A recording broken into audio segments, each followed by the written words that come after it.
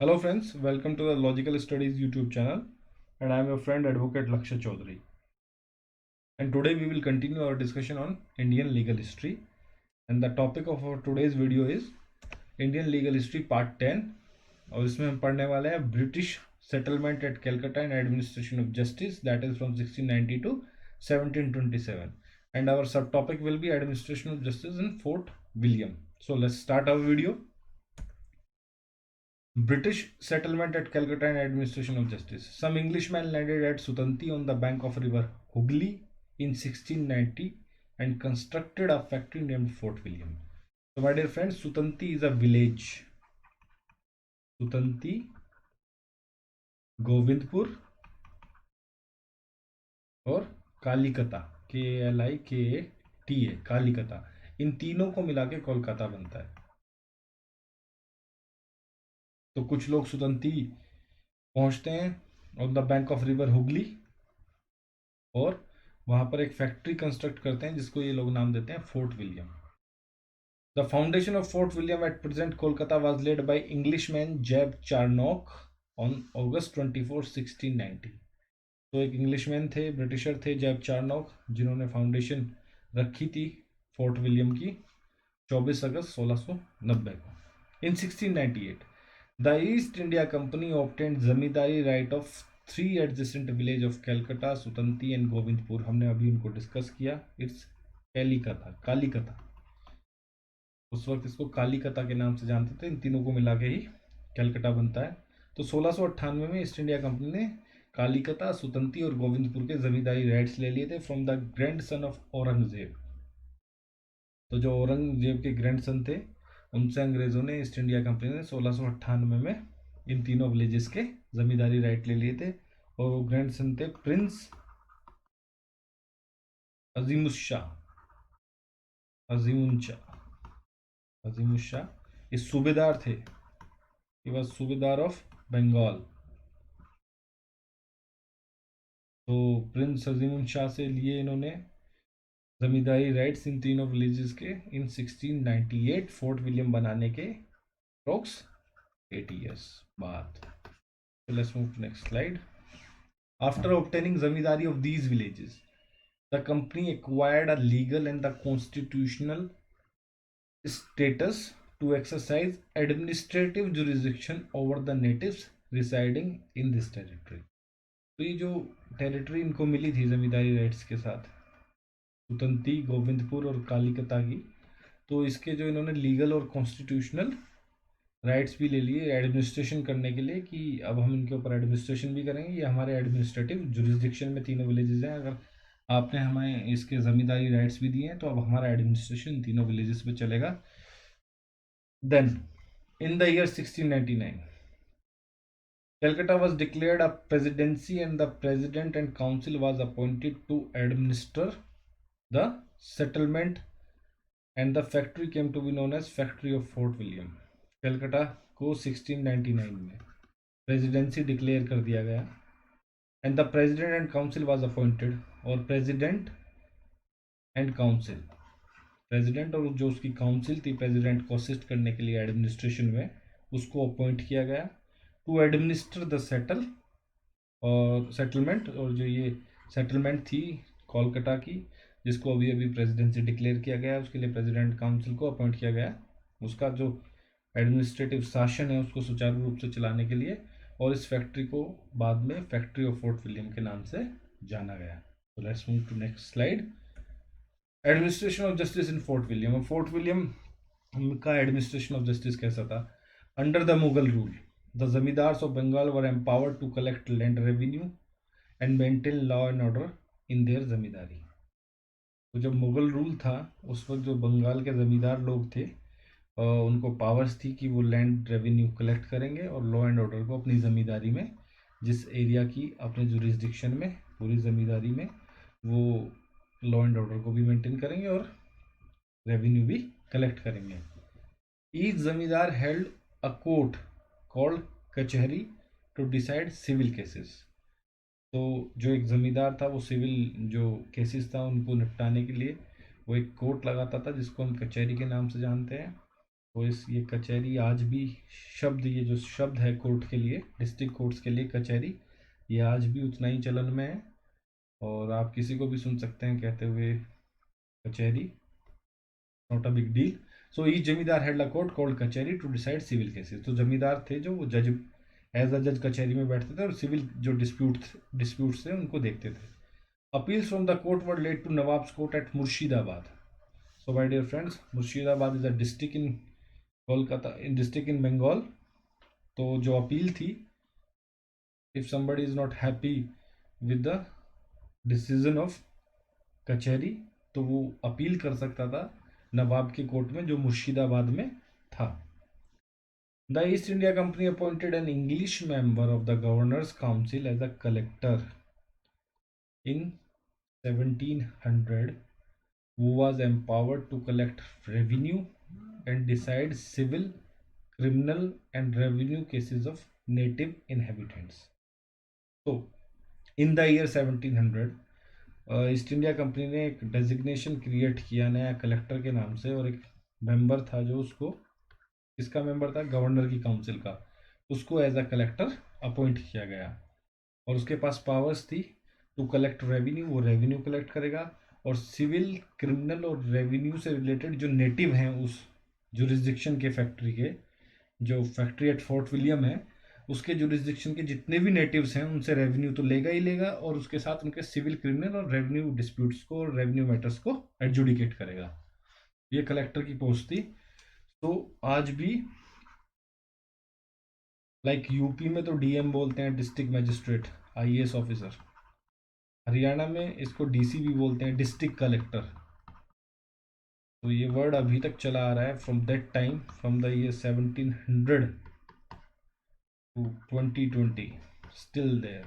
तो my dear friends, I hope कि आपको यहाँ तक क्लियर हो गया होगा। So let's move to next slide.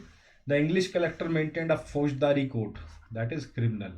फौजदारी मीन्स क्रिमिनल, एंड सिविल को हम बोलते हैं in diwani. These are Urdu words, faujdari and diwani. Faujdari is for criminal and Diwani is for civil. The English collector maintained a फौजदारी court for the administration of criminal justice. Criminal justice के लिए ये जो English collector थे, जो कलेक्टर अपॉइंट हुआ था इन the year 1700, ये एक फौजदारी कोर्ट चलाता था जिसमें सारे क्रिमिनल मैटर्स देखे जाते थे। The trials were held in a summary manner without the use of jury. So my dear friends, I have told you what is summary trial. ये जो समरी ट्रायल होते हैं, ये that is not related to like big cases और large proceedings were not involved there in summary trials. They are quick trials, फटाफट होते हैं। तो जो ट्रायल्स थे वो समरी ट्रायल्स थे जो फटाफट क्विकली जो निपट जाएं without the use of jury. Jury का कोई यूज नहीं था उसमें। The execution of death sentence however required the confirmation by the president and council. in case फौजदारी कोर्ट में कलेक्टर ने किसी को अगर डेथ सेंटेंस दिया है, पनिशमेंट हो गया, डेथ सेंटेंस हो गया है, इसको फांसी लगाई जाएगी, तो डेथ सेंटेंस का जो अप्रूवल आता था वो प्रेसिडेंट एंड काउंसिल से आता था बेसिकली। अगर प्रेसिडेंट और उसकी काउंसिल उसको अप्रूव कर देती थी तो ही डेथ एग्जीक्यूशन होता था, अदरवाइज नहीं। The collector decided civil cases in his court call the kachahri. तो जो जैसे जमींदार कचहरी में सिविल डिस्प्यूट्स निपटाते थे पहले, वैसे ही कलेक्टर भी civil cases, that is diwani cases related to diwani, इनको बेसिकली सिविल केसेस में क्या है, लैंड डिस्प्यूट हो गया, थोड़ा सा रेवेन्यू से रिलेटेड मैटर्स आ गए, बाद में रेवेन्यू कोर्ट्स अलग एस्टेब्लिश हुई, तो उन सबको जो कलेक्टर था वो कचहरी में उन सारे मैटर्स को देखता था। The cases were decide in a summary manner, again that in summary trial, according to the custom and the usages of native inhabitants. तो यहाँ पर क्या था, जो कलेक्टर था वो सिविल डिस्प्यूट्स को देखता था कहाँ, कचहरी में, और trial was summary trial and according to custom and usages of natives. जो लोकल इनहेबिटेंट्स थे, जो लोकल लोग थे वहाँ के, उनके कस्टम्स को और उनकी परंपराओं को, उनके तौर तरीकों को ध्यान में रखते हुए तब फैसला सुनाया जाता था। तो let's move to next slide. Appeal from these cases led to the governor and council.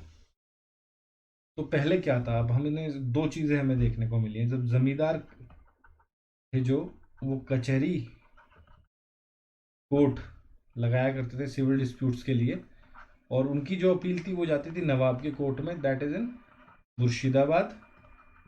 और जो कलेक्टर कचहरी में जो डिस्प्यूट्स देखता था, उससे रिलेटेड जो अपील थी वो जाती थी गवर्नर एंड काउंसिल के पास। तो ये एक डिफरेंस था यहाँ पर। Collector was also empowered to settle revenue cases and dispute relating to lands. तो जो ये कलेक्टर महोदय थे, ये जो 1700 में नया पोस्ट बना, डेजिग्नेशन बना, ये जो कलेक्टर मेंबर थे गवर्नर की काउंसिल के, ये मैं इसलिए रिपीट कर रहा हूँ ताकि एक बार फिर आपको याद हो जाए that he was the member of governor council. And one more thing, अभी हमने यहाँ पे पढ़ा appeal from this cases led to the governor and council, और ये जो कलेक्टर है इसने डिसीजन दिया है, ठीक है जी, कचहरी कोर्ट में, और फिर इसकी जो अपील गवर्नर और काउंसिल के पास गई। अब ये कलेक्टर मेंबर भी है गवर्नर एंड काउंसिल का, तो आई होप कि मेरे ख्याल से कोई समझदार व्यक्ति तो उस वक्त अपील नहीं करता होगा, क्योंकि जो यहाँ पर बैठ के उसके अगेंस्ट फैसला दे रहा है वो गवर्नर एंड काउंसिल का मेंबर है, और वो वहाँ पे बैठ के अपने इन्फ्लुएंस से उस फैसले को वैसा भी रख सकता है कि इसमें जो अपीलेंट है उसको कोई रिलीफ ना मिले। So collector was also empowered to settle revenue cases, वो रेवेन्यू केसेस को भी सेटल करता था, और जो डिस्प्यूट थे लैंड रिलेटेड, ज़मीन जायदाद से जो झगड़े रिलेटेड जो झगड़े थे उनको भी कलेक्टर देखते थे और सेटल करते थे। Now we have a note here, the authority and the power given to the collector was very extensive, broad, Hindi में इसको व्यापक कहेंगे। जो ऑथोरिटी और पावर्स दी गई थी कलेक्टर को, they were very extensive. However this system continued till 1727 when a mayor court under the royal charter of 1726 was established at Fort William.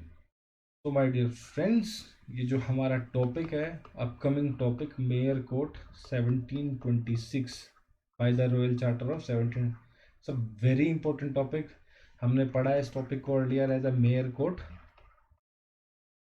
Eight Madras. अपनी प्रीवियस वीडियो में हमने इसको पढ़ा है, जब हम मेड्रास का एडमिनिस्ट्रेशन ऑफ जस्टिस पढ़ रहे थे और सेटलमेंट ऑफ मेड्रास पढ़ रहे थे, तो मेड्रास में मेयर कोर्ट एस्टेब्लिश हुए थे। लेकिन जो रॉयल चार्टर 1726 के थ्रू जो मेयर कोर्ट एस्टेब्लिश हुए थे वो तीनों प्रेसिडेंसीज के लिए हुए थे, बॉम्बे, कैलकाटा एंड मेड्रास के लिए। तो ये जो कलेक्टर का सिस्टम था ये 1727 तक चला, क्योंकि उसके बाद कैलकाटा फोर्ट विलियम में रॉयल चार्टर 1726 के द्वारा मेयर कोर्ट को एस्टेब्लिश कर दिया गया। तो ये लगभग चला 27 साल, from 1700 to 27। The judicial scheme introduced by East India Company in Calcutta in 1700 AD has two distinctive features.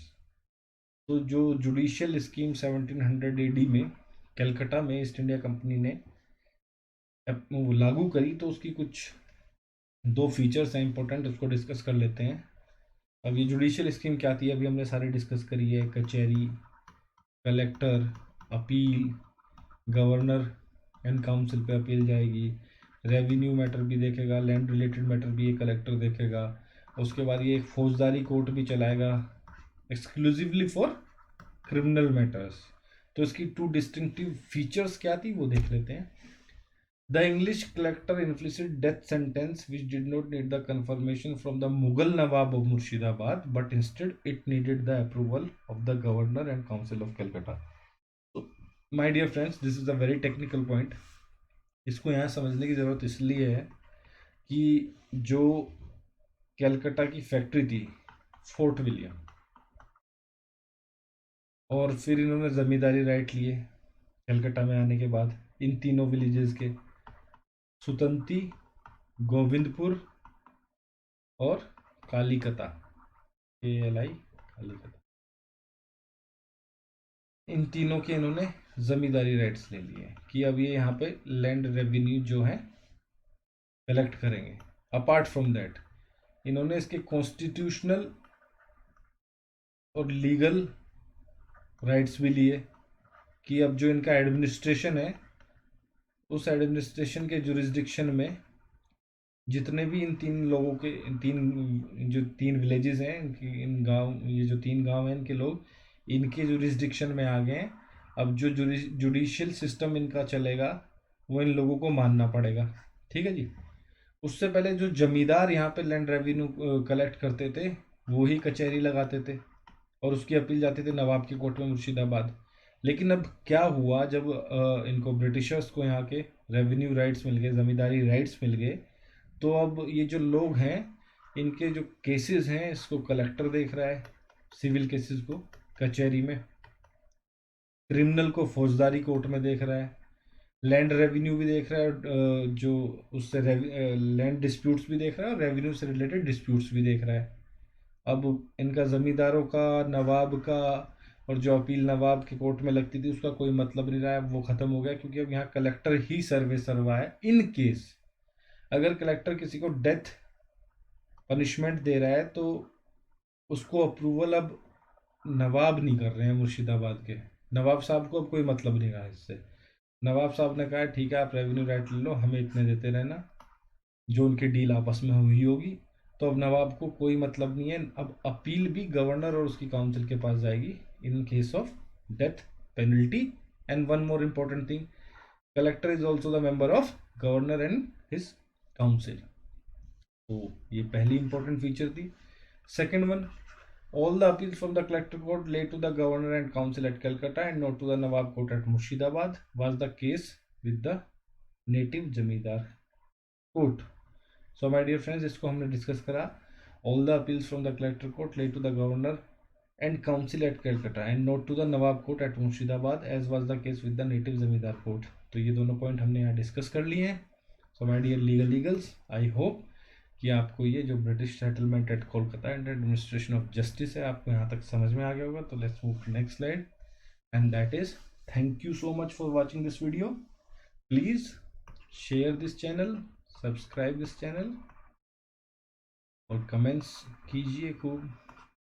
अच्छा लगे तो अच्छा बताइए, अगर कहीं कोई कमी दिखती है तो वो भी बताइए, क्योंकि सुधार की गुंजाइश हमेशा रहती है।